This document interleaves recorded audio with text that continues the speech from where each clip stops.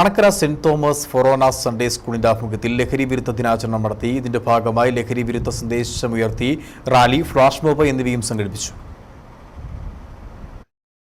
Anakkara saint Thomas ഫൊറോന പള്ളിയുടെ കീഴിലുള്ള Sunday school കുട്ടികളുടെ വിശ്വാസ പരിശീലനത്തിന്റെ ഭാഗമായ ഉദ്ധാനോത്സവം മാർച്ച് 31 തിങ്കൾ മുതൽ നടന്നുവരികയാണ്. ഉദ്ധാനോത്സവത്തിന്റെ സമാപനത്തോടനുബന്ധിച്ചാണ് ലഹരി വിരുദ്ധ ദിനമായി സൺഡേ സ്കൂൾ കുട്ടികൾ ആചരിച്ചത്.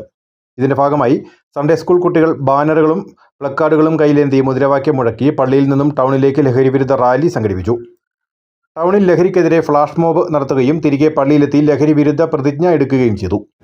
ഈ ബോധവൽക്കരണ ജാഥയിലൂടെയെല്ലാം ഈ സമൂഹത്തെ ഉണർത്തുവാനും നമ്മുടെ സമൂഹത്തെ തകർക്കുന്ന ഈ വലിയ വിപത്തിനെതിരായിട്ട് നമുക്ക് ശക്തമായിട്ട് പോരാടാം.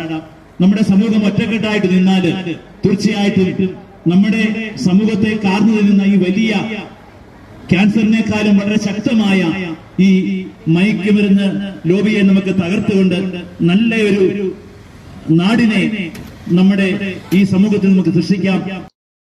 തുടർന്ന് ലഹരിക്കെതിരായ ബോധവൽക്കരണ ക്ലാസ്സിന് ഇടവക വികാരി ഫാദർ ജേക്കബ് പീടികയിൽ നേതൃത്വം നൽകി. ലഹരി വിരുദ്ധ ദിനത്തിൽ 700-ൽ പരം കുട്ടികളും 40ഓളം അധ്യാപകരുമാണ് പങ്കെടുത്തത്. ലഹരി വിരുദ്ധ പരിപാടികൾക്ക് ഫൊറോന വികാരി ഫാദർ ജേക്കബ് പീടികയിൽ, അസിസ്റ്റന്റ് വികാരി ഫാദർ ലൂക്ക തെക്കേമഠത്തിൽ പറമ്പിൽ, സൺഡേ സ്കൂൾ അധ്യാപകർ തുടങ്ങിയവർ നേതൃത്വം നൽകി. News bureau, Anakkara.